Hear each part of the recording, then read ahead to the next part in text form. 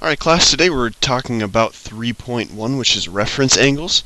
Now we've talked about reference angles in the past, but we're going to dive a little deeper into them. So a reference angle is the angle made between the terminal side of my original angle, wherever it is, which quadrant, made between that and the nearest x-axis. And we reference it as theta hat. So if my original angle is theta, my reference angle for theta is theta hat. So let's do some examples to kind of illustrate this. 30 degrees. We know 30 degrees is in the first quadrant, so we make the reference angle between that and the nearest x-axis, which would be the positive x-axis. So because of that, because 30 degrees is its own reference angle, as we can see in our picture here, theta hat then is going to be 30 degrees. But what if my angle's not in quadrant 1? Let's draw out 135 degrees. We know 135 is between 90 and 180, so we're going to be in quadrant 2. So starting from the positive x-axis to my terminal side, that's 135. However, I want to find out what the reference angle is here. So between that terminal side and the negative x-axis, because that's the closest one. Well, we know we're a certain number of degrees shy of 180. So let's take 180 minus 135 to find that reference angle.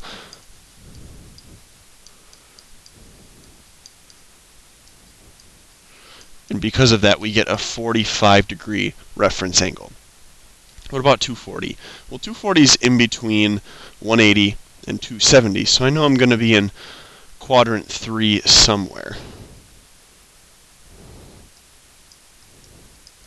Now to find out what the reference angle is, we know that we're a certain number of degrees just bigger than 180. So we need to find the difference between 240 and 180 to find out theta hat.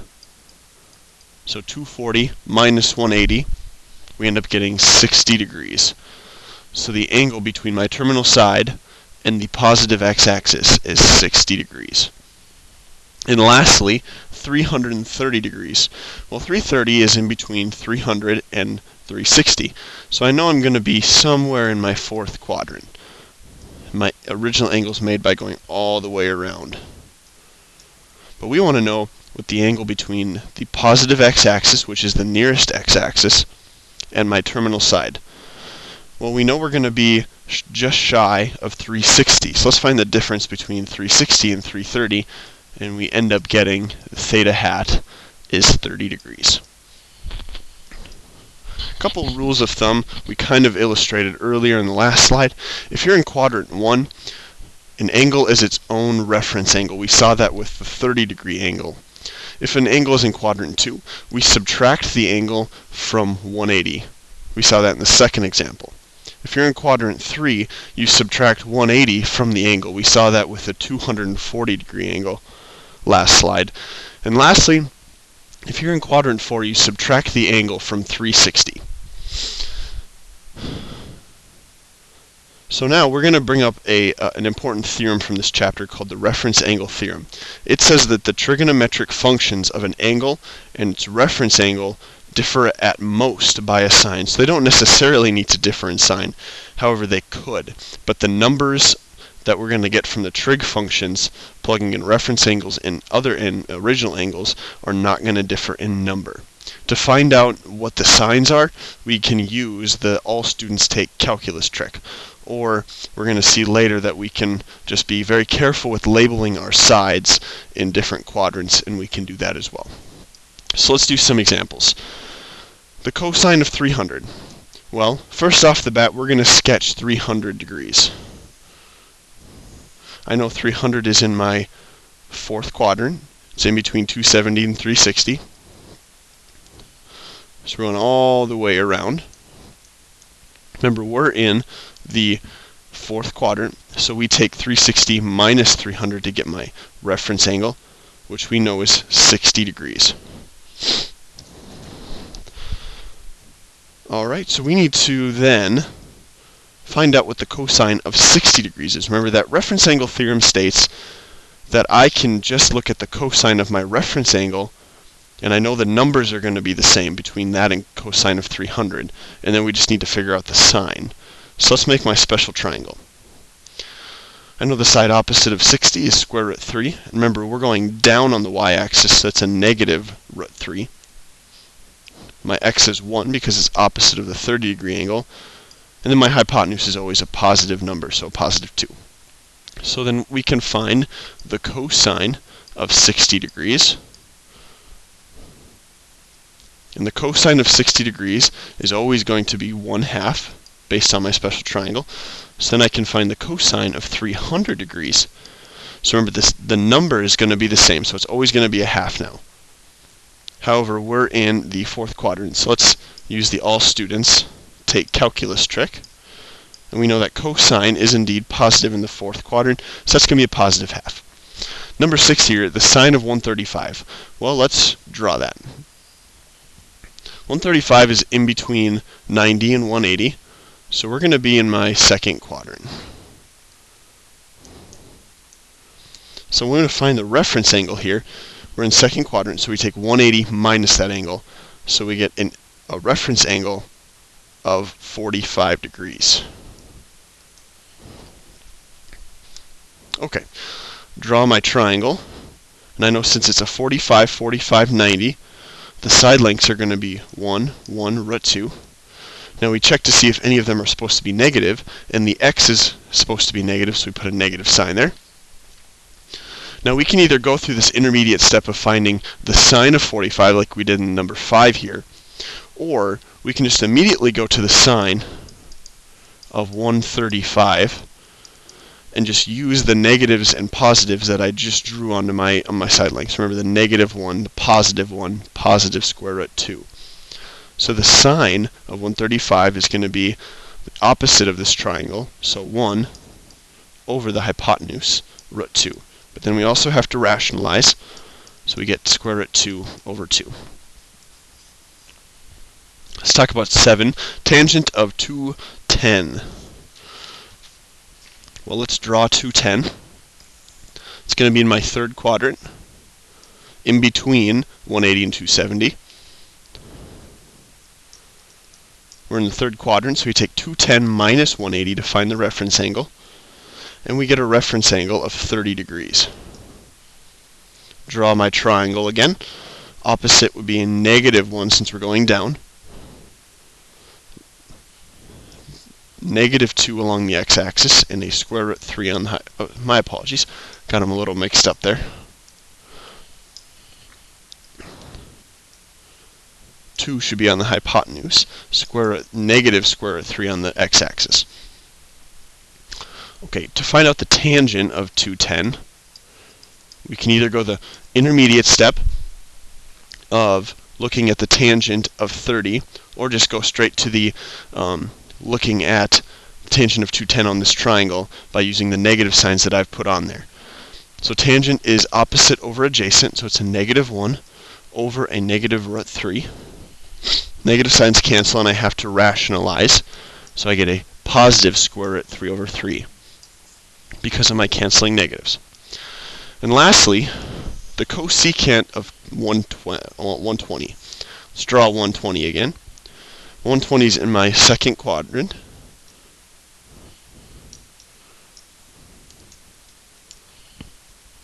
Which means 180 minus 120 to get a 60-degree reference angle. Draw my triangle.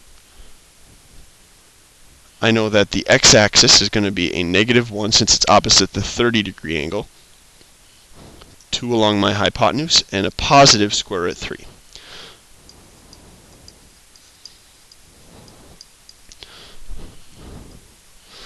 So I'm going to use this same trick I've been using by just looking at the sides with the signs that I've put on my triangle already. Cosecant is hypotenuse over opposite. Remember, it's related to sine, just reciprocal. So it's going to be 2 over root 3.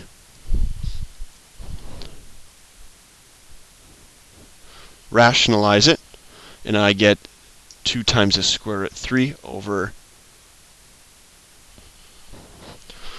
3. And there's my final answer. Okay, so let's do a little bit more of a calculator related question. Find the value of theta if sine theta is negative 0.5592 and theta terminates in quadrant 3 with theta in between 0 and 360. So it's within one rotation. Okay, so first we're going to find the quadrants to see where sine is negative. So let's draw a quick coordinate plane. We're going to use the all students take calculus trick.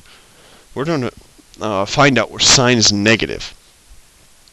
So we know sine is negative in quadrant 3 and 4 because it's positive in 2 and in 1. So that leaves me with an angle in either quadrant 3 or quadrant 4. So we need to figure out which one now. Well, the problem says I terminate in quadrant 3, so we can get rid of the quadrant 4 side. So we're looking at an angle of somewhere in between 180 and 270. So to find out what the angle would be if it's sine theta is negative 0.5592, we're going to take the inverse sine of both sides. So we have the inverse sine theta equals the inverse sine of negative 0.5592. So my inverse sine and my sine cancel because they're inverses. So I get that theta, if I plug this inverse sine of negative 0.5592 into my calculator, it spits out a negative 34 degree angle.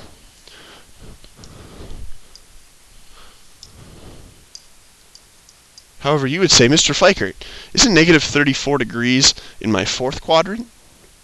Because you just go in a counterclockwise direction from 0 degrees, 34 degrees, which would put you in quadrant 4. And I'd be like, yes, you're right. However, remember when we found where sine was negative, we said that it could either be in quadrant 3 or quadrant 4. So what our calculators do is they immediately assume that you're going to be in quadrant 4 because it's easier and more perhaps frequent of a question. So we need to think to ourselves, okay, 34 degrees is our reference angle, but it's not our answer. So we can almost disregard this negative sign and just use the fact that 34 degrees is the reference angle, not the final answer. So this gives me this angle here, 34 degrees. However, I want the original theta. So this is in fact my theta hat. So I want my full angle from the 0 angle from the positive x-axis all the way to my terminal side. So to find that, I add 34 and 180. So my theta is 180 plus 34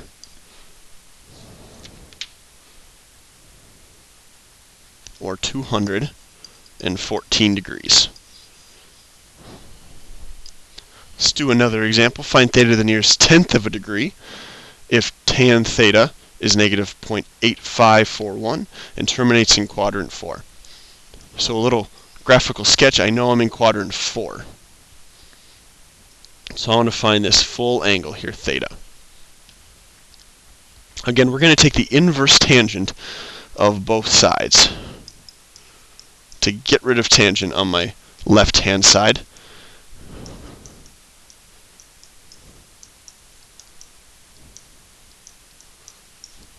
So inverse tangent and tangent cancel because they're they're inverses, sorry. Remember, this is going to give us our theta hat. It's going to give us our reference angle. So we can plug inverse tangent of negative 0.8541 into my calculator, and that gives me a negative 40.5 degrees. Now we need to think back to our original picture. Does this give us the correct angle measure in theta?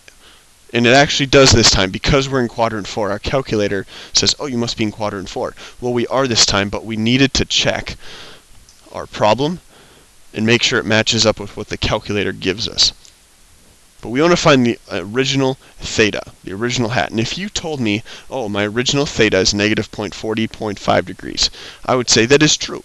But I would prefer the positive angle, starting from the 0-degree mark going all the way around, going through all 4 quadrants. So to find that, we take 360 minus 40.5.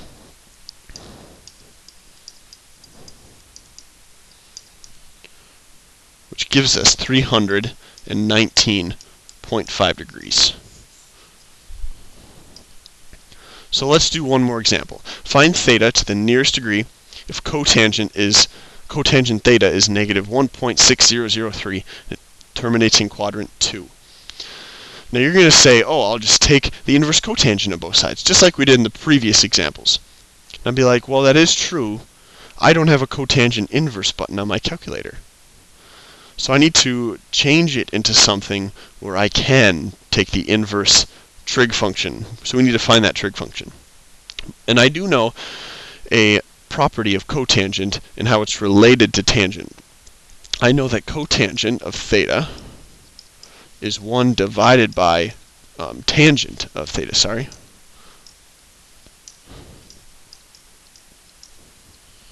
So what I'm going to do is I'm going to flip both sides.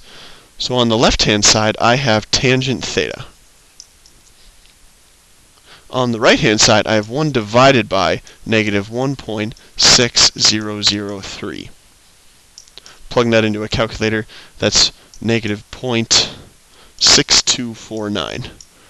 Now this is something that I can do in my calculator because I have an inverse tangent button. So I'm going to take the inverse tangent of both sides.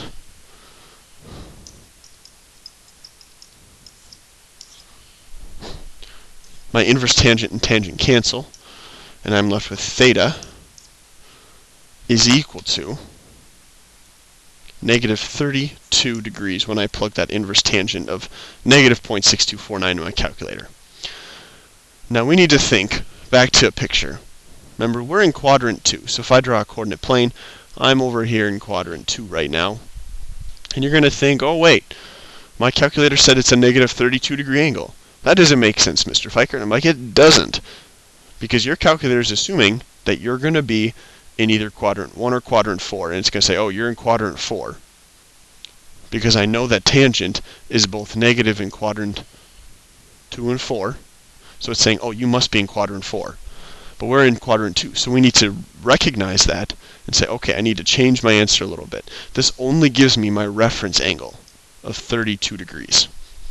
So to find my actual angle, I take 180 minus 32 degrees,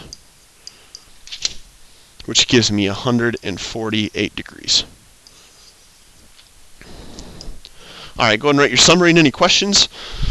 Bring it tomorrow, and check out your assignment on page 124 and 125.